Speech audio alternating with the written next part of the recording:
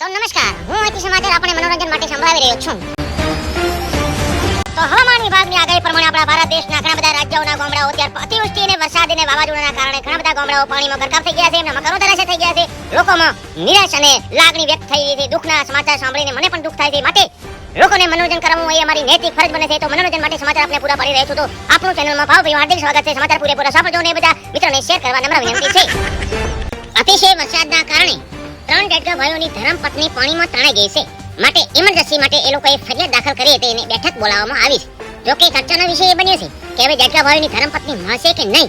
નહીં તો ડેડકા ભાઈઓ રણવા થઈને મરી જશે.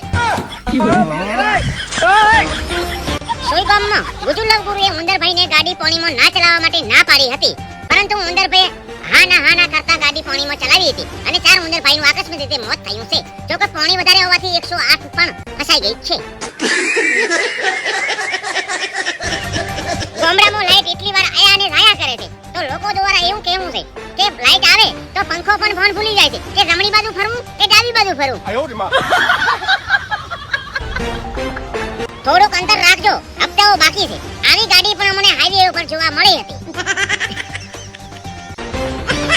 તો કે આવી પરિસ્થિતિમાં કીડીબેનને વધારે મુશ્કેલીનો સામનો કરી રહી છે. એટલે ગુજુલવ ગુરુની ટીમ દ્વારા કીડીબેનને રોટલીનું ભોજન આપવામાં આવ્યું હતું, પરંતુ એક કીડીબેનને ખેંચવામાં તકલીફ પડતી હતી. એટલે અચાનક કીડીબેનને બધી બહેનોને ફોન કરીને બોલાવી હતી. તાત્કાલિક કીડીબેનોને સામૂહિક ટીમ બનાવીને રોટલીને ખેંચી નજરે જોવા મળી હતી.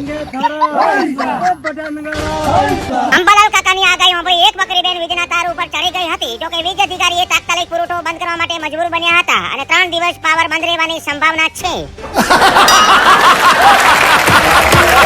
મારો ધર્મ છે હસવું અને બીજાને હસાવવું. માટે જો આપણે આવા મનોરંજન સમાચાર સાંભળવા માટે અમને ફોલો કરી અમારું મનોબળ પૂરું પાડવા માટે આપ લાઈક, કોમેન્ટ ને શેર કરવા નમ્ર વિનંતી છે. અહીં સમાચાર પૂરા કરીએ છીએ. સારા લાગે તો આપણો પ્રતિભાવ અચૂકથી આપજો. ધન્યવાદ.